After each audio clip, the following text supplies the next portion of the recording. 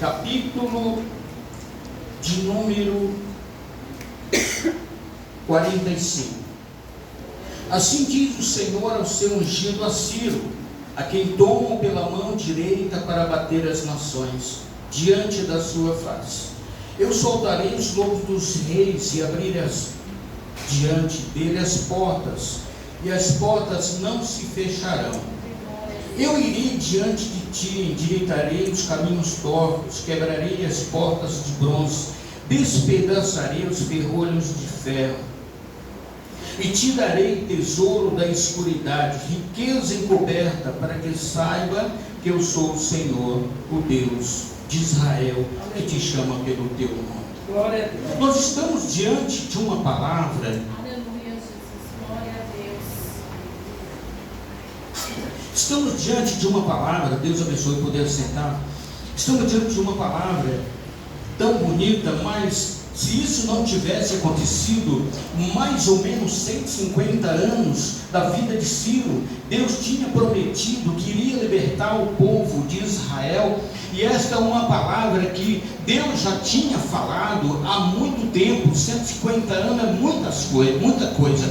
Imagine a pessoa esperar uma promessa 150 anos. A pessoa morre e a promessa não chega. E quantas vezes nós queremos que a promessa venha imediatamente, e a promessa não vem? A promessa é um tempo que Deus determinou. Deus sabe quando é que vai acontecer. Neste caso aqui, os livros das crônicas já falava, o Jeremias já falava que o rei Ciro ia chegar e ia para libertar o povo de Israel. Libertar do quê? O povo de Israel, o povo de Deus. Só que este povo pecou, esse povo desobedeceu a Deus, esse povo estava distante de Deus, esse povo estava em escárnio com o nome de Deus, este povo estava completamente perdido, sem noção nenhuma mais quem era Deus. E Deus, como tem aquilo que é precioso, como você também, quando tem algo precioso, você não deixa o inimigo levar e cruzar os braços. Não,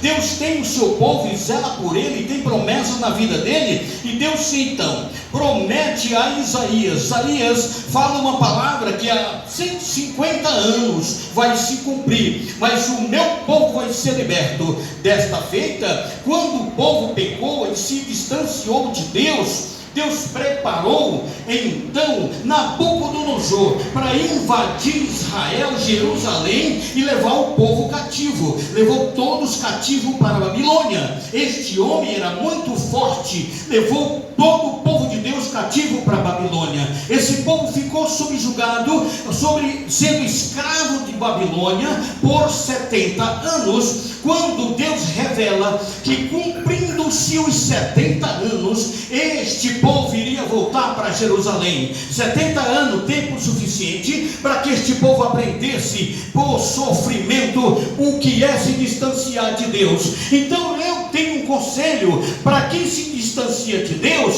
que pode ser que tenha sofrimento para voltar, porque no caso de Israel, ele passou por escravidão, ele passou por mão de pessoas estranhas para poder retornar para Jerusalém. Mas Deus disse: este povo não vai ficar por o tempo todo lá em Babilônia, não vai ficar. E Deus, por incrível que pareça, preparou o rei da Babilônia, Nabucodonosor, para castigar o seu próprio povo. O pai que pega um filho e disse assim para uma pessoa estranha: pega e bate nele para mim, pega e surra ele com cinta, bate nele mesmo. Foi como se nós, traduzindo, pudesse dizer assim, de um pai de família. Nabucodonosor pode castigar, porque eles desobedeceram a mim, eles se escarneceram contra mim, eles se me desobedeceram de tal maneira que não quiseram mais saber nada sobre mim. Então vai, leva eles e castiga eles para mim. Mas tem uma coisa, é só por 70 anos. E quando cumpriu seus 70 anos,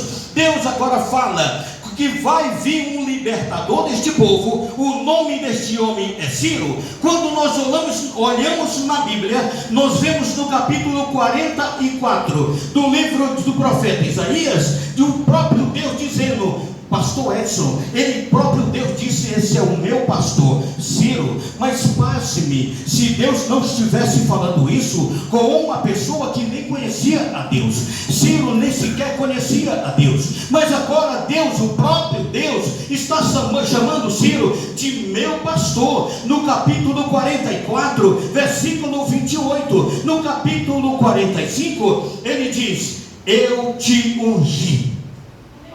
Nós olhando na escala da hierarquia, da autoridade eclesiástica, nós vemos aquele que é chamado é ungido. Quando é ungido, ele é ungido a uma função específica. Nesse caso aqui, ele foi ungido a rei. E quem ungiu? O próprio Deus. Em nosso mundo, aqui na nossa vida, nas nossas igrejas, é ungido pelo pastor, é ungido pelo bispo, é ungido pelo apóstolo, ao diaconado, ao presbitério, o evangelista. Mas neste caso, diferenciado, o próprio Deus unge a Ciro. Aleluia. Aleluia, Deus. Tu és tremendo, Senhor. Deus poderoso.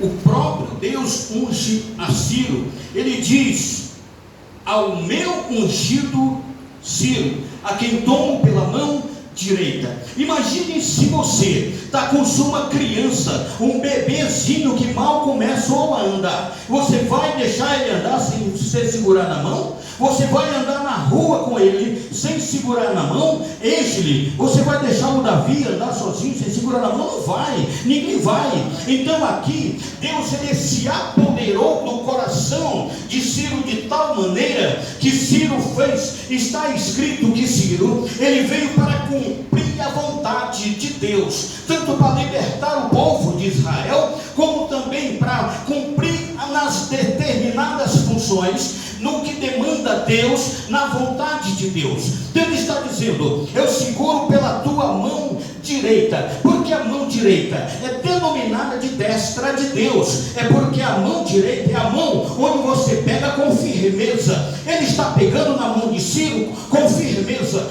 Você vai e lhe diz: eu vou adiante de ti. Não tem ninguém que possa negar isso, que quando você pega na mão de alguém e você vai na frente, a pessoa vai para onde você vai. Então Deus está dizendo assim: se eu pego pela tua mão e para onde eu for, você vai comigo, porque eu estou segurando pela tua mão direita. Eu vou, você vai. Se eu voltar, você volta. Se eu continuar, você continua. Se eu parar, você para. Mas Deus pegou na mão dele e você vai comigo. Ele diz: para onde? Nós vamos soltar os lobos dos reis. Ele vai abrir as portas e as portas não vão se fechar. Então estava Ciro agora diante de um palácio, diante de uma fortaleza gigante, de uma fortaleza tremenda. Como que Ciro entrou ali? Ciro, sabe o que ele fez em um dia? Segundo a palavra de Deus, ele entrou na Babilônia em um dia. O poder de Deus estava de tal maneira na vida de Ciro, que toda a terra estava sob o seu domínio. É Deus. Ele pegou o rio Eufrates e mudou a rota do rio Eufrates, que passava por dentro de Babilônia. Ele mudou a rota do rio Eufrates, não vai mais passar por dentro de Babilônia. E quando ele entrou lá na Babilônia, a porta diz que as portas estavam fechadas. Os lobos dos reis vai entrar e vai abrir as portas, e ela não vai se fechar. Sabe de uma coisa? Quando Deus abre porta para você, não há quem feche. Deus falou, está falado. Glória a Deus, Pai. Tu és fiel, Senhor.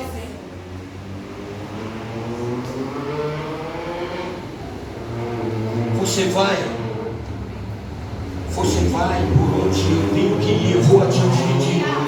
Eu vou segurando na tua mão. Eu vou abrindo as portas, e as portas não vão se fechar.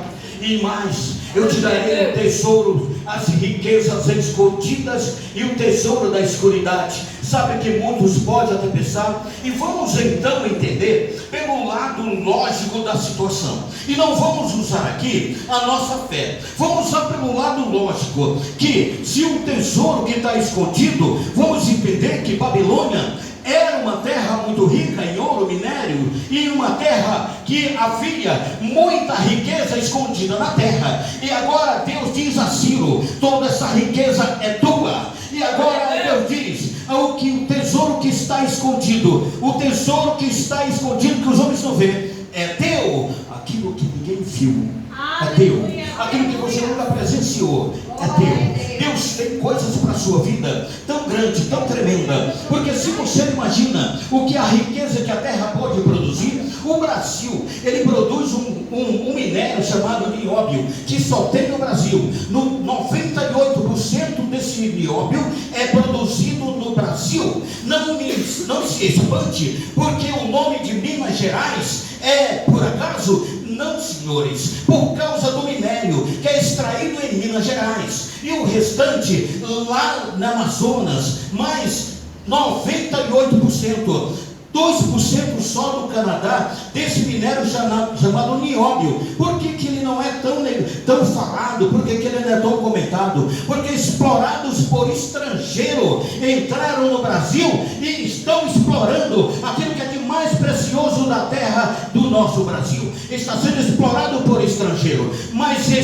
o que quer dizer o nióbio? Ele é mais valioso do que o ouro, simplesmente. É para fazer navio. Ele tem a resistência de alto impacto. Ele pode suportar o frio, ele pode suportar o calor. Ele é feito para grandes peças de navio, para grandes peças de avião, para grandes peças de submarino e para foguete. É muito valioso o nióbio. Alegre-se, é no Brasil que é extraído o nióbio. Então eu acredito que até muito mais que o nióbio, muito mais que essa riqueza do Brasil, que é uma riqueza natural, e tinha lá na Babilônia. E Deus disse assim: olha, toda a riqueza está sobre o seu domínio, os poderes da terra estão sobre o seu domínio, as pessoas estão sobre o seu domínio. Agora tem uma coisa: o primeiro mandato de Ciro, pastor Egídio, o primeiro mandato de Ciro, sentou na cadeira e aplicou o seu primeiro decreto. Qual era o primeiro decreto? Um homem que estava movido por Deus, estava respirando Deus, ele estava e não conhecia Deus, mas o coração dele era transformado, assim como ele disse. Deus disse: Nabucodonosor leva esse povo para judiar dele por 70 anos. Agora ele estava dizendo: Ciro, agora eu quero que você abençoe o meu povo. E Ciro começou a fazer aquela anotação e começou a mandar decreto para todos os lugares, dizendo assim: agora todos voltem o que é de Jerusalém. Oh Deus!